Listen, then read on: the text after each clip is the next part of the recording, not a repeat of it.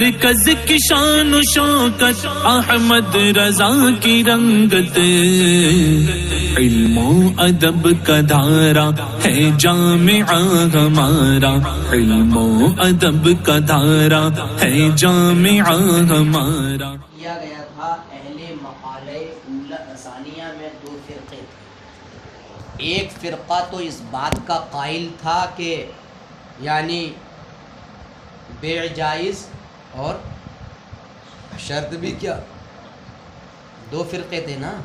ایک فرقے نے کیا کہا تھا؟ شرط باطل، اور دوسرے فرقے نے دونوں باطل، ہے نا۔ تو اب جو وقد خولفو ہے، اس کے ذریعے بعض حنابلہ نے اس فرقے کی مخالفت کی ہے، یعنی دوسرے فرقے میں جو ایک فرقہ یہ تھا کہ بے فاسد اور شرط بھی فاسد، افسد البیع بذالک الشرطی، کیا مطلب؟ یعنی بے کو فاسد کیا کس کی وجہ سے؟ اسی شرط کو۔ تو وہی والا فرقہ ہے یہ کہ شرط بھی باطل اور بے بھی باطل۔ تو کچھ حنابلہ نے ان کی مخالفت کی ہے اس میں، بعض خولفو فی ذالکہ میں حنابلہ ہیں، بعض حنابلہ، اور وہ بعض حنابلہ یہ کہتے ہیں کہ بے میں جو دو شرطیں ہوتی ہیں ان کے سلسلے میں کہا نا کہ بے خود ایک شرط ہے اور دوسری اور شرط لگا لی جائے، تو دو شرطیں مل کر کے ان سے منع کیا گیا ہے دو شرطیں لگانے سے، تو ایسی دو شرطوں کی بنیاد پر بے فاسد ہو جاتی ہے۔ تو انہوں نے ایک معنی ذکر کیا ہے اس کا، اور یہ کہا ہے کہ بے میں دو شرطوں کا مطلب یہ ہے کہ بے یا تو 1000 درہم پر نقد واقع ہو، چنانچہ کسی نے کہا بعت ھذا الثوب نقدا بدینار، یا یہ کہا بعت ھذا الثوب نصیعۃ بدینارین، یہ کہا۔ تو دونوں میں سے ایک، دونوں یعنی چاہے نقد 1 دینار کے بدلے میں نے بیچا اس کپڑے کو، یا 2 دینار کے بدلے ادھار بیچا، تو دونوں کی دونوں اس صورتوں میں بے جو ہے اس بات پر واقع ہوگی کہ مشتری دونوں میں سے جس کو چاہے لینے کا مطلب یہ ہے کہ اختیار رکھتا ہے، یہی تو مطلب ہوا اس کا، یعنی چاہے تو نقد 1 دینار کے بدلے لے لے یا 2 دیناروں کے بدلے ادھار لے لے۔ تو اگر یہ شرط رکھی ہے اس کے اندر تو انہوں نے کیا ہے، یہ کہا ہے دونوں صورتوں میں بے فاسد ہے۔ بعض حنابلہ نے دونوں صورتوں میں بے کیا ہے، فاسد ہے۔ کیوں؟ کیونکہ ثمن مجہول پر یہ جو ہے بے واقع ہوئی ہے، اور ثمن کیسا ہے بھئی؟ ثمن مجہول ہے نا، کیسا ہے؟ یعنی بعت ھذا الثوب نقدا بدینار ونصیعۃ بدینارین۔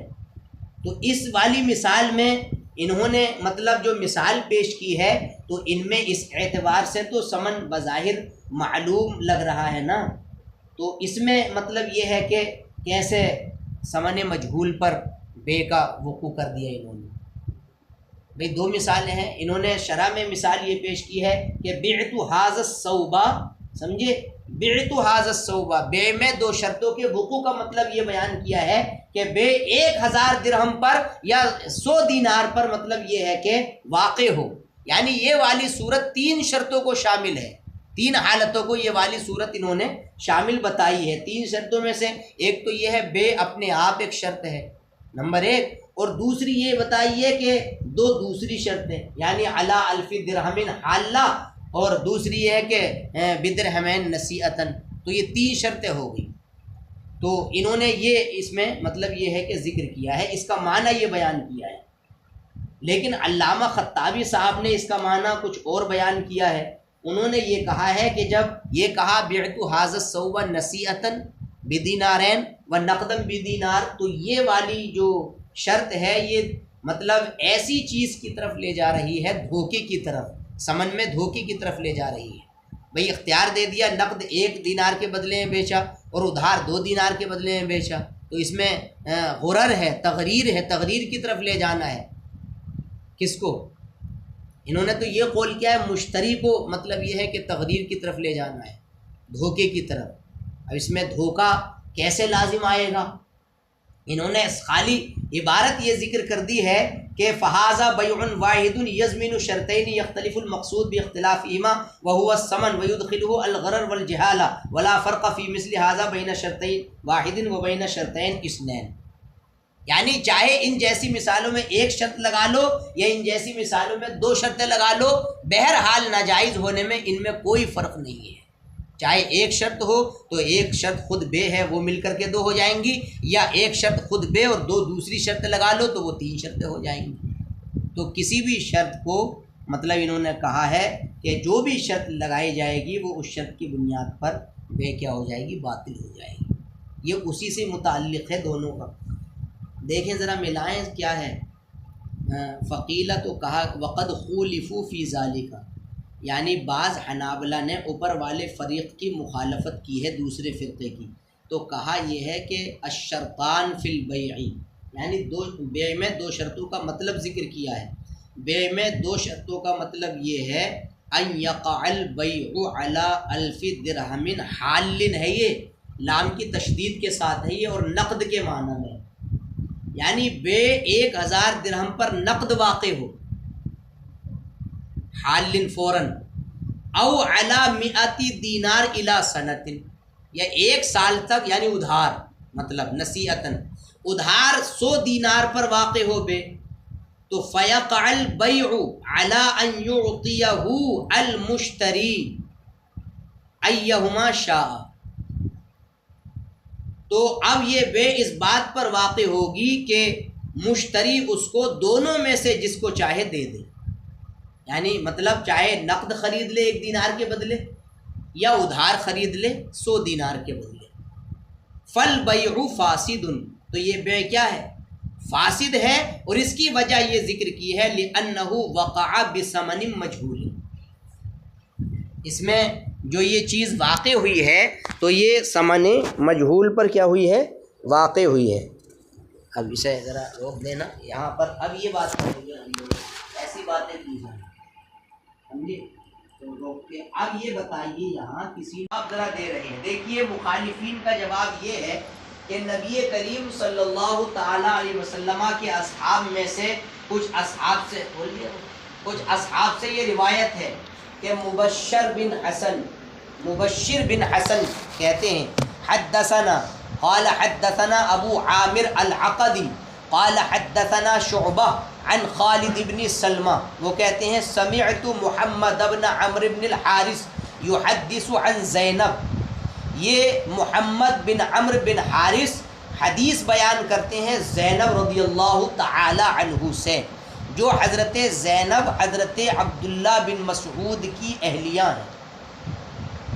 حضرت زینب حضرت عبداللہ بن مسعود کی اہلیہ ہیں. انہا باعت عبداللہ جاریہ، کہ انہوں نے حضرت زینب نے حضرت عبداللہ بن مسعود کو اپنی کیا بیچی؟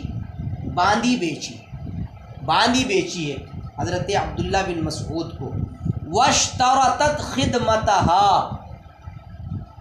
اور اس کی خدمت کو شرط کیا، یعنی اس طور پر بیچ تو دیا لیکن یہ کہا کہ یہ کام میرا کرے گی اور آپ اس کو لے لو 1 سال تک. یہ جتنی اور روایتوں میں سند کا لفظ بھی آیا ہے، نسائی کی روایت ایک آئی ہے چنانچہ ہے کہ ان بعت، یہ شرط لگا لی ان بعتها فهي بالثمن الذي تبيعها به، یعنی اگر تم بیچو گے، اگر اس باندی کو تم بیچو گے تو جس سمن کے بدلے بیچو گے، یعنی جس سمن کے بدلے آپ بیچو گے تو اسی سمن پر قائم رہنا اور اتنے میں بیچ کر کے جتنے دن خدمت کا میں نے شرط لگایا ہے اتنے دن یہ میری خدمت کرے گی. یہ شرط انہوں نے مطلب یہ ہے کہ لگا لی. اصل میں ایک عبارت میں یہ آیا ہے نا، الگ الگ عبارتیں ہیں. علی انہو، دیکھیے ایک عبارت میں یہ ہے، مجھے زبانی یاد نہیں رہی، کتب الی عمر بن الخطاب یسألہ عن جاریہ ابتاعها عن امرأته علی انہو ان باعها فہی احق بها بالثمن. یعنی مطلب یہ ہے کہ اگر یہ جاریہ ہے میں نے بیچی اور اگر آپ بیچو گے اس کو تو جتنے سمن میں بیچو گے تو میں بھی اس سمن کی کیا ہوں گی، حقدار ہوں گی، کیونکہ اہلیہ کس کی تھی؟ حضرت زینب حضرت عبداللہ بن مسعود کی یہ شرط لگا لی، یا تو کام کی شرط لگا لی، اور ایک روایت میں فہی احق بالثمن، اس کے ثمن کا حقدار میں بھی ہوں گی تمہارے ساتھ. تو اس میں مطلب یہ ہوا.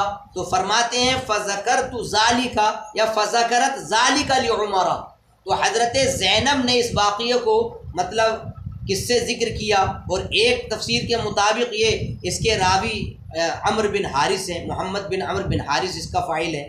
وہ کہتے ہیں کہ میں نے یہ واقعہ حضرت عمر سے ذکر کیا، یعنی کیسا رہنا چاہیے کہ یہ بے ہو گئی یا نہیں ہوئی.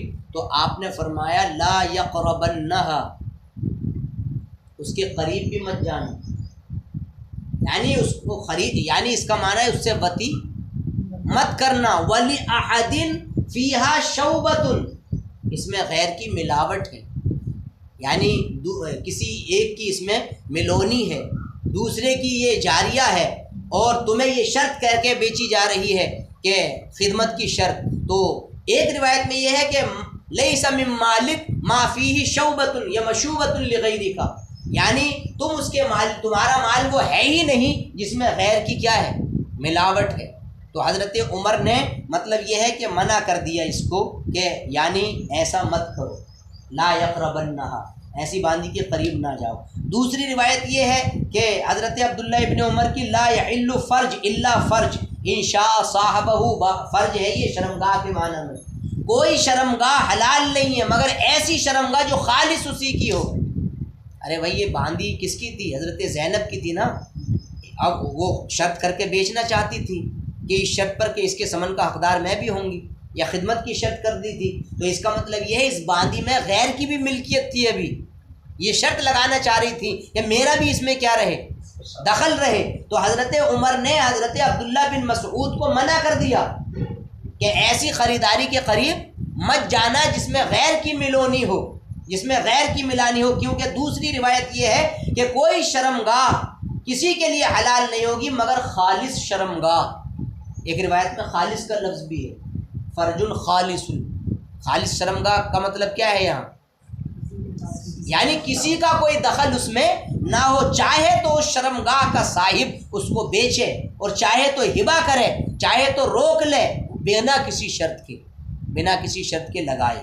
دوسرا اثر یہ ہو گیا. تیسرا اثر حضرت نعمان کہتے ہیں کہ لاسٹ کے راوی حضرت عبداللہ بن عمر ہے، انہو کان یکرہ ان یشتری الرجل الامۃ، کہ وہ مکروہ سمجھتے تھے کہ مرد باندی کو خریدے اس شرط پر کہ نہ وہ بیچے گا نہ ہبہ کرے گا، یعنی اس شرط پر وہ بیع و شراء کو مکروہ سمجھتے تھے. اب 3 اثر کے بعد صاحب کتاب کہتے ہیں فقد ابطل عمر رضی اللہ عنہ بیع عبداللہ، حضرت عمر نے عبداللہ بن مسعود کی بے کو کیا کر دیا؟ باطل کر دیا. کہا نا لا تقربن الا یقربن، وتابعہ عبداللہ علی ذالک، اور حضرت عمر کی متابعت عبداللہ بن عمر نے بھی کی، عبداللہ بن مسعود نے بھی کی. کس پر؟ اسی بات پر مان بھی لیا کہنا ولم یخالفہ فیہ، اور حضرت عبداللہ بن مسعود نے اس معاملے میں حضرت عمر کی مخالفت نہیں کی.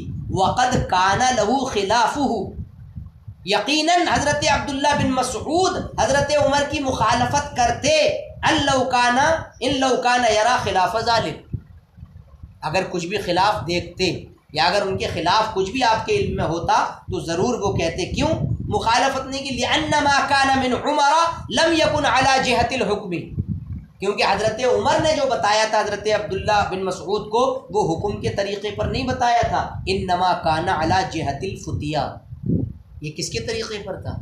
فتویٰ دیا تھا، حکم شرع کے طور پر تھا. یہ نہیں کہ وہ اپنے حکم کے طور پر ان کو مطلب یہ ہے کہ باور کرایا تھا، بلکہ فتویٰ دیا تھا کہ لا یقربنہا وَلِأَحَدٍ فِيهَا مَشُوبَةٌ. اور روایتیں الگ الگ ہیں. وَتَابَعَتْهُمَا زَيْنَبُ امْرَأَةُ عَبْدِ اللَّهِ عَلَى ذَلِكَ، اور اس پر جو ہے متابعت دونوں کی ہے. دونوں کی کس کی؟ حضرت عبداللہ بن مسعود کی اور حضرت عمر کی، دونوں کی مطابعت حضرت عبداللہ بن مسعود کی اہلیہ نے کی ہے، زینب نے اس پر، اور ان کے لیے رسول کریم صلی اللہ علیہ وسلم کی طرف سے صحبت حاصل ہے، یعنی یہ صحابیاں ہیں حضرت زینب. وَتَابَعُهُمْ عَلَى ذَلِكَ عبداللہ بن عمر، اور ان سب کی مطابعت اس پر کس نے کی ہے؟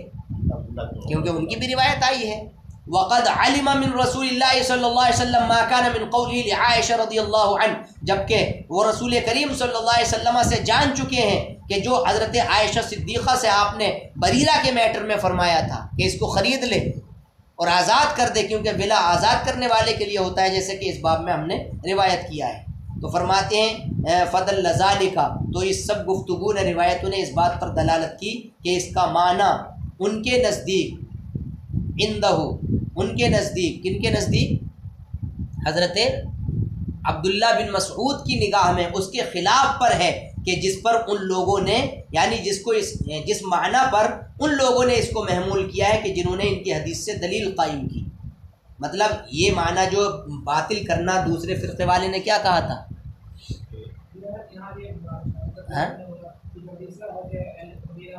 ہاں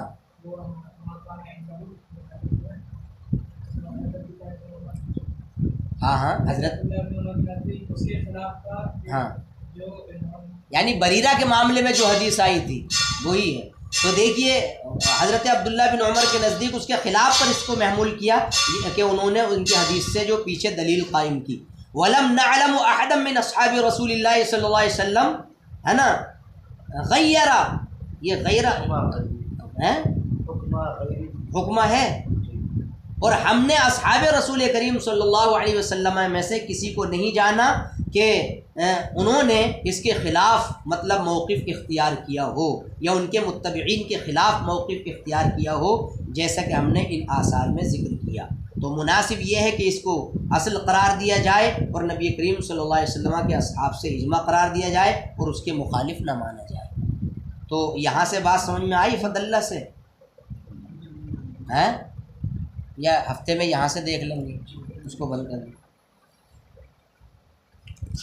لیکن اس کو دیکھ لینا